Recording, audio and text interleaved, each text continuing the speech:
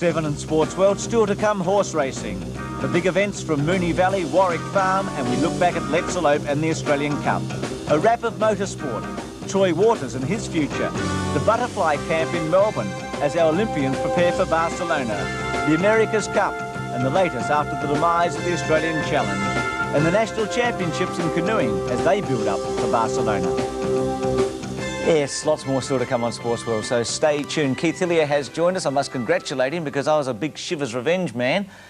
I also like Let's Elope, but you were pretty adamant that Let's Elope would win the Australian Cup, and not only did she win, she won like the champion that she is. Yeah, she gave us a special treat last Monday at Flemington, Bruce. Anyone that was there will long remember Let's Elope's fantastic crushing of her rivals in the Australian Cup. I think she's the best race mare in the world today. She may even be the best racehorse in the world today.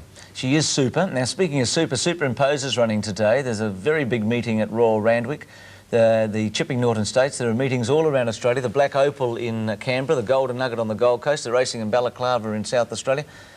Yeah, no race meeting in Victoria. I can't believe it. No, why? We're the boy that fell out of the boat. We're not in it, Bruce. There's races also at Pinjarra in the west and Elwick in Tasmania. It's because a holiday or race day could not be gazetted here. The Parliament has been in recess in this state since last November. I mean, even no one was working harder last November than Let's Elope, and even she's been back at work for 2 months, hasn't she? You're not making a comparison here, are you? No. No. I sort of wish I hadn't said that, actually. So no meeting? No meeting. Leave it at that. Yeah, I think we could get into trouble, couldn't we? We could. Naturalism didn't get into any trouble yesterday. It was a perfect run and a perfect ride by Mick Dittman winning the Alistair Clark Stakes. He's won 3 races, this horse. They've all been at Moonee Valley.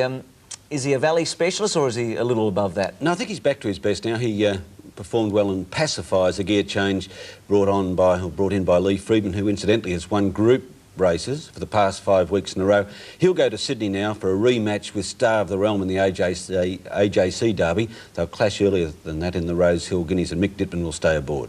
I thought Captain Cook's run was pretty good. The first time we've seen him, he looked like a jumper. He's a big horse and covers a lot of ground, but he tried to lead all the way, and his was a good performance, the New Zealand Star. Yes, I thought that his jockey, Lucky Gruel, should have let him bowl along a bit more, but I spoke with him after the race, and he said that the track was a little shifty, and it didn't suit Captain Cook, and he's going home to New Zealand, but he'll be back in a couple of weeks. Incidentally, talking about Captain Cook, Bruce, in New Zealand yesterday, the Captain Cook Stakes at Trentham paid to the favouritism order for Plume. She finished unplaced, but the winner there was Rough Habit. He's back to form. The margin was more than 2 lengths, a soft win, so clashes coming up with Rough Habit, Let's Elope and Co in Sydney. Well, that's going to be something to look forward to. Plume was favourite for the Doncaster, so she has run out of favour.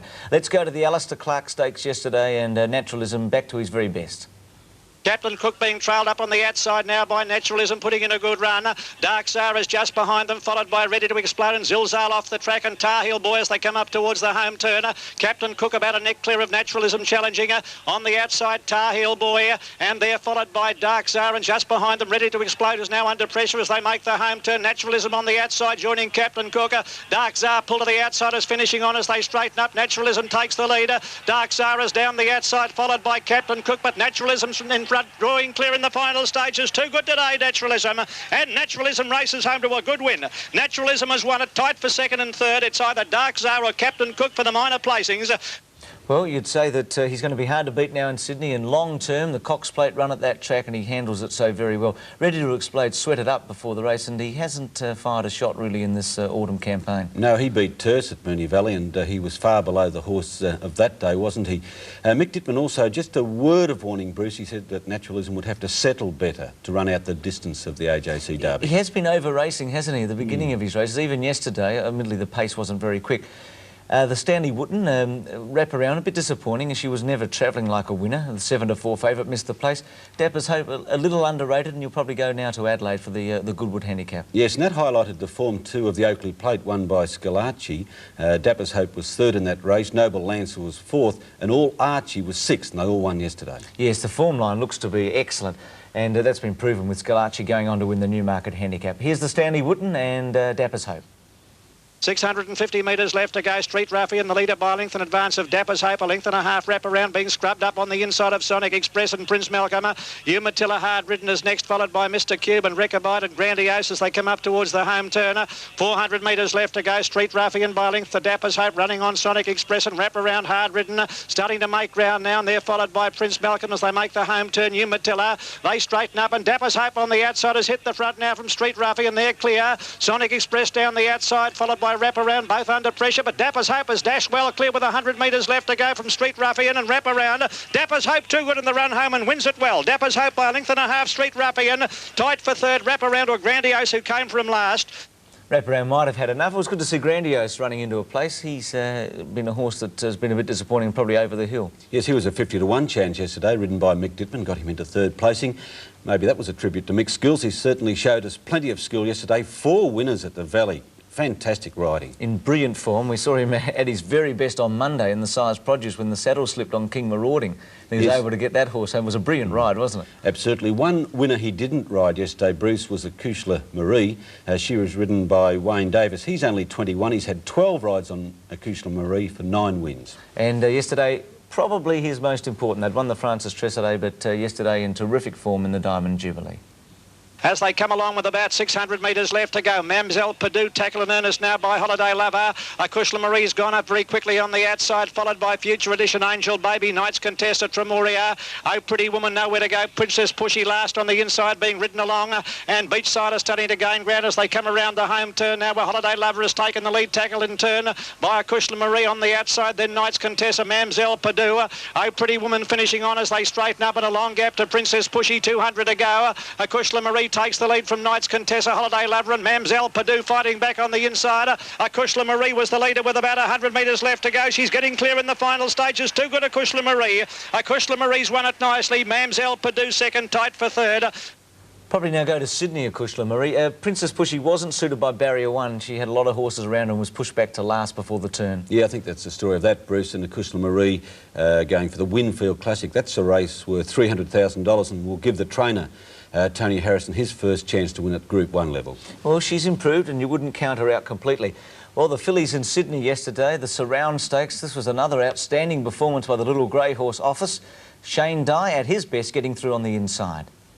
Richfield Lady is a mile back, and so is Office between horses, and last is Sea Rhapsody. On the turn now, Chador just led Regina Madre. High Pressures going up 3 deep. Ruquin lost a little ground on the corner, followed by Temple Fire, and then Calamarco, not related, push very deep on the turn, and Office is starting to weave between horses as they race to the 200 metres mark. Regina Madre, Chador clear of Temple Fire. Look at the rails run coming for Office. She's starting to hit top gear. Romany Conti joining in, but Office is bursting through on the fence. She's going to do it again. She'd win at Harold Park. Office came right through on the fence to win. I think Romany Conti second. Regina Madre's in a photo for third with Chador Temple Fire.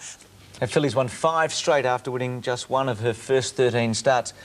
Richfield Lady, there doesn't seem to be any enthusiasm towards her from the Cummings camp at the moment, and she's not going too well. Yeah, she had hoof problems for quite a long time. At one stage, they were thinking of letting her wait till the spring, and she's not firing. I doubt whether she's come up at all. Well, it would be a shame because she was one of the real stars of the spring, just behind Let's Elope, wasn't she? She won all those races. She was the best 3-year-old filly by a mile, wasn't she? Well, she's not at the moment, Keith, but she sure was in the spring. The Liverpool City Cup yesterday, All Archie getting back to something like his best form. This is another very good ride by Darren Beedman, who's had quite a week. To the turn in the Liverpool Cup, it's King's Ransom in front of Graphic. Phantom's Hero tracks them into the straight. All Archie on the fences, waiting for a run as they turn for home, followed by Mesmerise and Viva Regina. Heads a turn for home, King's Ransom and Graphic. All Archie is looking for the rails run. There's room there, and the top weight is about to burst through. The New Zealander Mesmerise down the outside might be the danger. Archie dash clear close to home. Mesmerise is coming after him quickly, but All Archie makes it back-to-back Liverpool Cups. A great sprinter. All Archie won from Mesmerise. Third's close.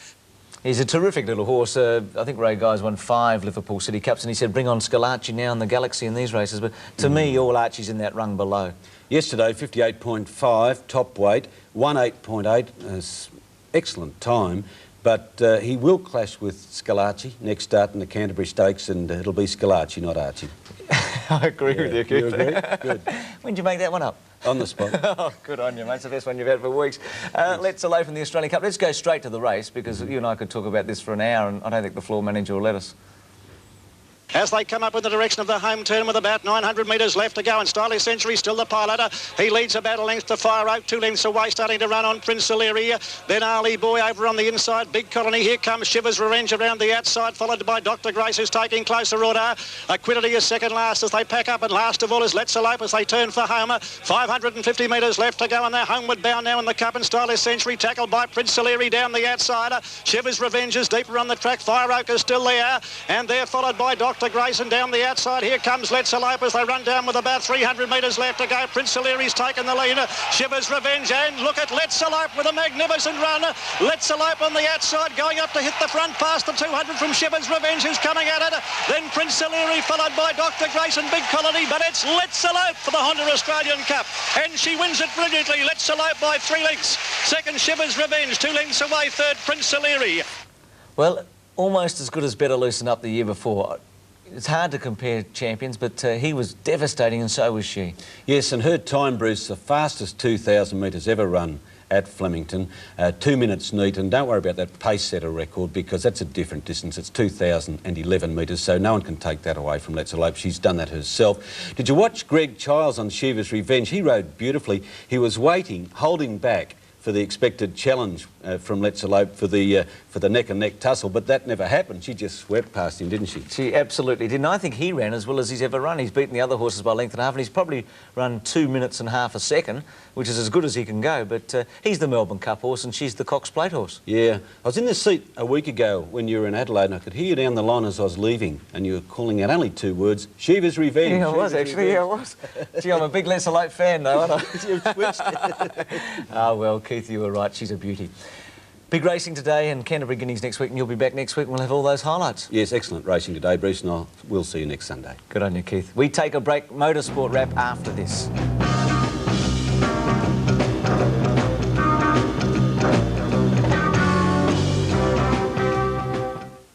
Home and away. Rugby league season was one of the best. An excellent grand final, spectacular State of Origin series, and the success of the international matches, particularly in Melbourne. This year, it looks to be 6 chances to take out the premiership. There have been a lot of changes as we take a look at the 1992 season. Spice to the club. New are Glenn Lydiard, Brett Boyd and Graham Lyons. Only Royce Simmons and Greg Barwick are missing from last year's side. Manly's finals run last year was destroyed by injury. Key players Des Hasler, Ian Roberts, Jeff Tuvey and Michael O'Connor are back and ready to make amends for last year's disappointment. But player depth will again be their major concern. The representative season hurts Manly perhaps more than any other club. As many as 11 players are almost certain to be involved. That's the time when you rely on the reserve grade players, but the reserves lost every game last year.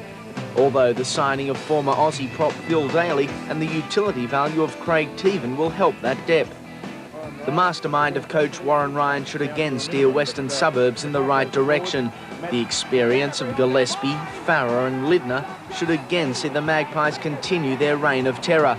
Last season's lack of pace out wide is no longer a problem, with the signing of 2 speedsters, East's Terry Hill and Canberra's Mark Bell, while the brothers White, Kyle and Joshua will add some much-needed firepower after the loss of Steve Jackson and Rambo Ron. Brisbane have shown good pre-season form by making the final of the Challenge Cup, and the signing of Glenn Lazarus could be the difference between success and failure. But it's time for the Broncos to fire. After 4 years in the competition, they are yet to make the final 2. That would be acceptable for any other team, but the Broncos have an international backline and a forward pack that don't know how to take a backward step. Their youngsters are maturing, the pressure is on, but the loss of Gene Miles to England, Dale Shearer and Greg Dowling could be costly. After last year's success, North Sydney have to be regarded as genuine contenders.